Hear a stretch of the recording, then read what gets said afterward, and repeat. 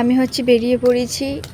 আমি আমার বোনের বাড়িতে চলে এসেছি। ও বোন বলতে আমার মামির মেয়ে হয়।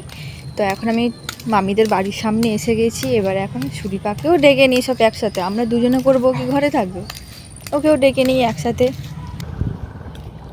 এই সুদীপা, এই হচ্ছে সুদীপার বাড়ি, আর ওই হচ্ছে আমার মামির বাড়ি।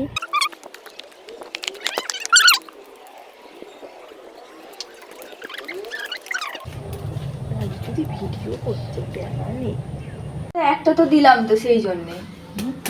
তেলটা কি গিলবি? আরে তো তেল আছে তো, তেলটা ঢাল, হাফের বেশি ঢাল। দাঁড়া আগে এতে যে কটা আছে সে কটা দিয়ে থেকে করি। আমি প্রথমে এরকম বসে বসে রান্না করছি। এই হচ্ছে আমাদের ফুচকা ভাজা। বালতি বার হচ্ছে। নিয়ে বাড়িটা এইখানটা ধর, বাড়িটা ধর।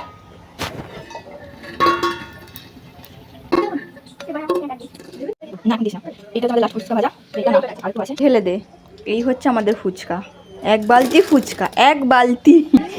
এ কাটছে ধনেপাতা আর সে ছাড়াচ্ছে আলু।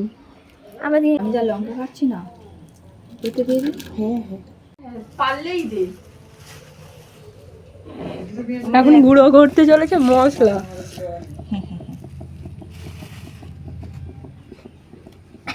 কর গুঁড়ো।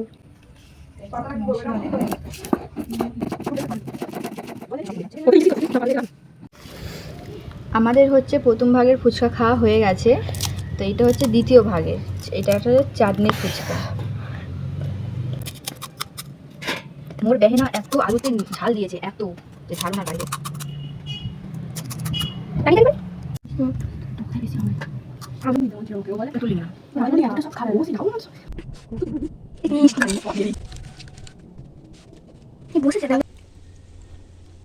আমরা হচ্ছে জল ফুচকাও করেছিলাম, সেটা পুরো এই মালটা পুরো ঝাল, এত ঝাল করেছিল, এত ঝাল মানে কি আর বলবো।